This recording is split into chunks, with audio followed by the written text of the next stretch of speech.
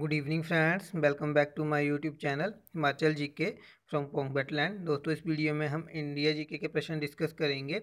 But video शुरू करने से पहले चैनल को सब्सक्राइब और बेल आइकन का बटन है उसे प्रेस करना ना भूलें। दोस्तों, इस वीडियो की पीडीएफ फाइल आपको टेलीग्राम चैनल पर मिलेगी, जिसका लिंक जो मैंने ऑलरेडी डिस्क्रिप्शन बॉक्स में दे रखा है, तो अब वहाँ से उसे फॉलो कर सकते हैं। और दोस्तों, इंडिया जीके की प्रीवियस वीडियो देखने के लिए आप प्लेलिस्ट का लिंक जो है वो भी डिस्क्रिप्शन बॉक्स से फॉलो कर सकते हैं। तो चलिए वीडियो शुरू करते हैं। पहला प्रश्न है हमारे पास 136। Kautilya's Arthashastra has been compare to. Kautilya के अर्थशास्त्र की तुलना किससे होती है? तो दोस्तों वो होती है मैकियावेलीज प्रिंस, मैकियावेली के प्रिंस से। तो 136 का जो बी है वो राइट ऑप्शन है। ठीक है, तो दोस्तों कौटिल्य जो थे वो चंद्रगुप्त मौर्य के प्रधानमंत्री थे। इन्होंने जो है घनानंद को हराने में चंद्रगुप्त मौर्य की मदद की थी। ठीक है, इन्हें चाणक्य के नाम से भी जाना जाता है। अर्थशास्त्र जो है वो एक राजनीतिक शास्त्र की पुस्तक है जो इन्होंने लिखी थी।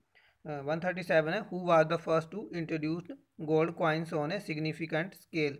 भारी मात्रा में स्वर्ण सिक्के जारी करने वाला प्रथम शासक कौन था? तो दोस्तों वो थे बिम कैडफिसेस। तो 137 का जो सी है वो राइट ऑप्शन है। दोस्तों विम कैडफिसेस जो थे वो 113 ईस्वी से 127 ईस्वी के बीच कुषाण वंश के शासक थे, जिसने भारी मात्रा में स्वर्ण सिक्के जारी किए, जिनकी शुद्धता जो थी वो गुप्त काल की स्वर्ण मुद्राओं से उत्कृष्ट थी। ठीक है, नेक्स्ट क्वेश्चन है 138। During the region of which Gupta ruler did the Hunas invasion begin. किस गुप्त शासन के दौरान हुणों का आक्रमण शुरू हुआ था? तो दोस्तों इसका जो राइट ऑप्शन होगा वो होगा आपका सी, स्कंदगुप्त। ठीक है, तो स्कंदगुप्त जो था वो कुमारगुप्त प्रथम का उत्तराधिकारी था। कुमारगुप्त जो थे इन्होंने नालंदा विश्वविद्यालय की स्थापना की थी। तो स्कंदगुप्त जो इनके उत्तराधिकारी थे, तो इनके स्कंदगुप्त के शासनकाल में जो है हुणों के आक्रमण जो शुरू हुए थे। स्कंदगुप्त ने गिरनार पर्वत पर स्थित सुदर्शन झील का पुनरुद्धार भी करवाया था। नेक्स्ट क्वेश्चन है 139।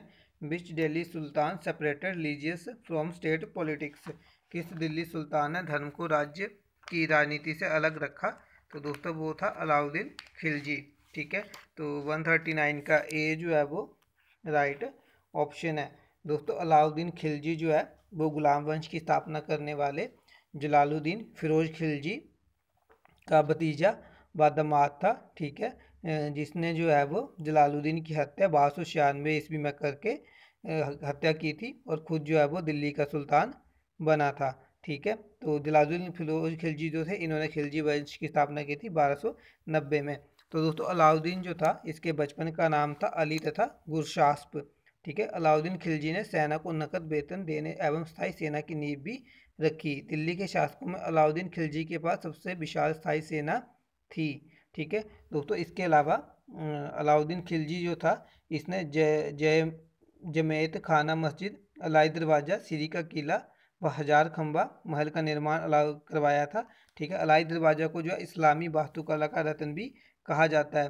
दोस्तों इसने सिकंदर इसकानी की उपाधि जो है स्वयं को भी विभूषित किया था।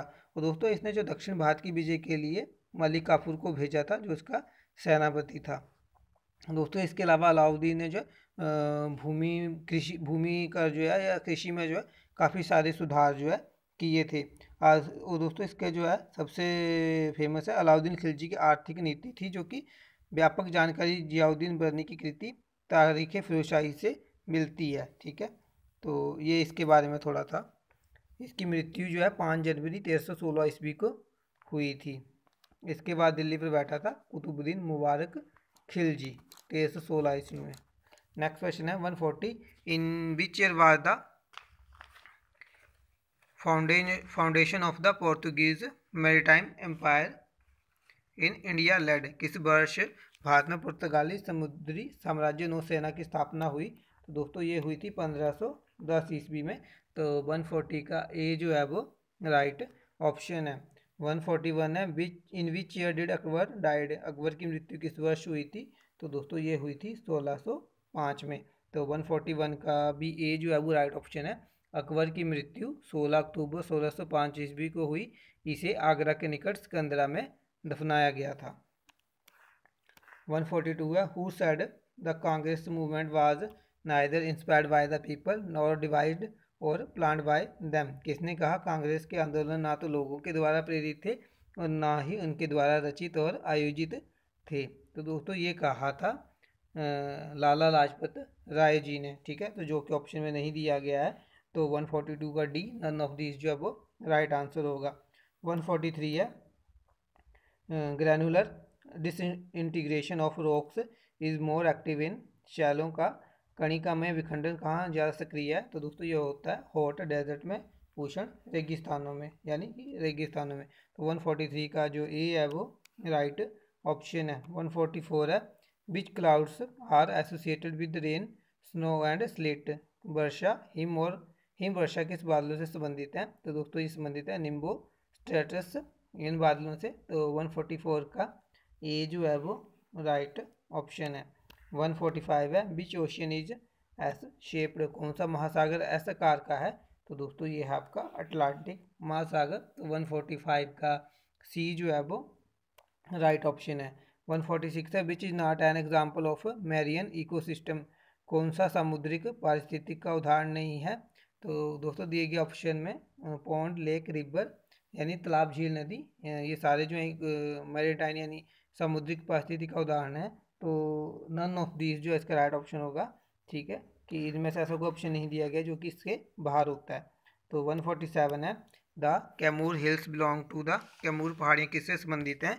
तो दोस्तों ये संबंधित हैं विंध्या रेंज, विंध्य पर्वतमाला से, यानी विंध्यांचल पर्वतमाला से। तो 147 का जो बी है वो राइट ऑप्शन है।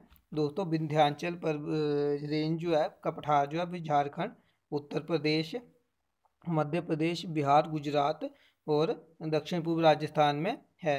ये जो है पर्वत चट्टानों का बना है। विंध्याचल पर्वतमाला उत्तर भारत को दक्षिण भारत से अलग करती है, ठीक है। ये दोस्तों एक पर्वतमाला नहीं है बल्कि मध्य भारत की अनेक पर्वतमालाओं का ऐतिहासिक सामूहिक नाम है, ठीक है। तो दोस्तों जो इस रेंज में जो कैमूर हिल है, ठीक है, ये मध्य प्रदेश के जबलपुर जिले से शुरू होकर 480 किलोमीटर सासाराम बिहार तक फैली हुई है, ठीक है।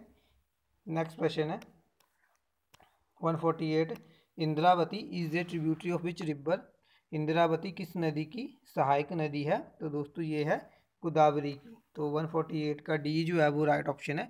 दोस्तों गोदावरी नदी महाराष्ट्र के नासिक जिले के त्र्यंबकम गांव की एक पहाड़ी से निकलती है और बंगाल की खाड़ी में गिरती है।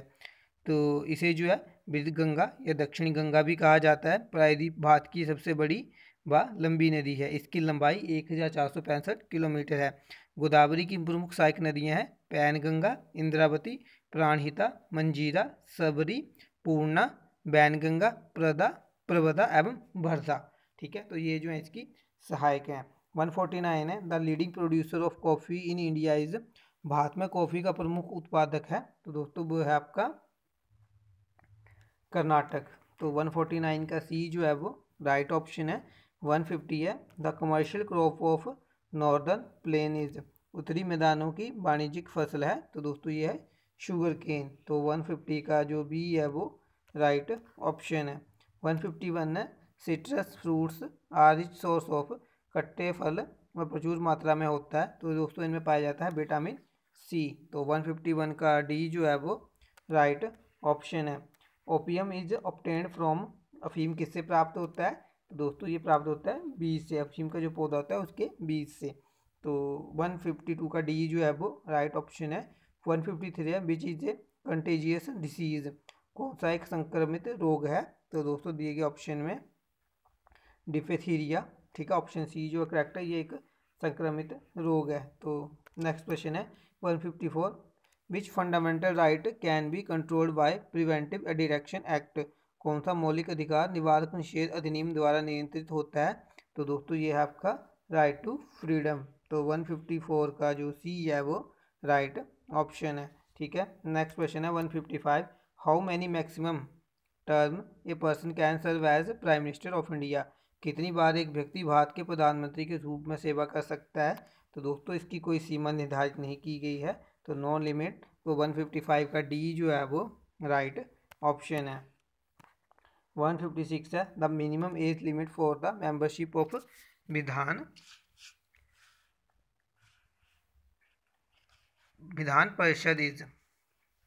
परिषद की सदस्यता के लिए न्यूनतम आयु सीमा है। तो दोस्तों ये है आपकी 30 वर्ष 30 ईयर। तो 156 का जो सी है वो राइट ऑप्शन है। दोस्तों किसी राज्य में विधान परिषद की स्थापना और समाप्ति का प्रावधान जो है वह संविधान के अनुच्छेद 169 में दिया गया है। दोस्तों विधान परिषद जो है वो राज्यसभा के जैसे है। राज्यसभा जो है वो पूरे भारत का, इंडिया के सदन का जो उच्च सदन होता है, उसी तरह विधान परिषद जो है वो किसी स्टेट की, राज्य की जो है उच्च सदन होती है। ठीक है, यदि किसी राज्य की विधानसभा अपने सदस्यों के पूर्ण बहुमत तथा उपस्थिति मतदान करने वाले सदस्यों को 2/3 बहुमत से प्रस्ताव पारित करे तो संसद उस राज्य में विधान परिषद स्थापित कर सकती है अथवा इसका लोप कर सकती है। दोस्तों वर्तमान में केवल 6 राज्यों उत्तर प्रदेश, कर्नाटका, महाराष्ट्र, बिहार, आंध्र प्रदेश तथा तेलंगाना में विधान परिषदें विद्यमान हैं। दोस्तों विधान परिषद के लिए कुल सदस्यों की संख्या उस राज्य की विधानसभा के कुल सदस्यों की संख्या की 1/3 से अधिक नहीं हो सकती, किंतु किसी भी अवस्था में विधान परिषद के सदस्यों की कुल संख्या 40 से कम नहीं हो सकती। विधान परिषद का सदस्य बनने के लिए न्यूनतम आयु सीमा 30 वर्ष है। विधान परिषद के प्रत्येक सदस्य का कार्यकाल 6 वर्ष होता है राज्यसभा की तरह। ठीक है, किंतु प्रति दूसरे वर्ष जो है 1/3 सदस्य अवकाश ग्रहण करते हैं, बिल्कुल राज्यसभा की तरह। व उनके स्थान पर जो है नवीन सदस्य निर्वाचित होते हैं। यदि किसी व्यक्ति सदस्य की मृत्यु या त्यागपत्र द्वारा हुई आकस्मिक रिक्ति को भरने के लिए निर्वाचित होता है तो वह सदस्य शेष अवधि के लिए सदस्य रहता है, 6 वर्ष के लिए नहीं। ठीक है, नेक्स्ट क्वेश्चन है 157। An increase in the growth rate of the nominal money supply result in नामिक मुद्रा आपूर्ति की वृद्धि दर में बढ़ोतरी परिणामित होती है। तो इससे क्या होगा दोस्तों? तो इससे होगा हाइयर रेट ऑफ इन्फ्लेशन, यानी उच्च मुद्रास्फीति दर, यानी महंगाई जो है वो बढ़ेगी। तो 157 का बी जो है वो राइट ऑप्शन है। 158 है the term green GNP emphasis. Green GNP से तात्पर्य है, तो इसका तात्पर्य है सस्टेनेबल डेवलपमेंट, धारणीय विकास। जीएनपी का अर्थ है ग्रोस नेशनल प्रोडक्शन। तो 158 का जो पी है वो राइट ऑप्शन है।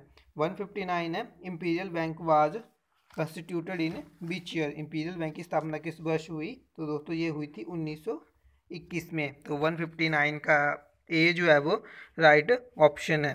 ठीक है दोस्तों, 1806 में बैंक ऑफ बंगाल, 1840 में बैंक ऑफ बॉम्बे तथा 1843 में बैंक ऑफ मद्रास की स्थापना की गई।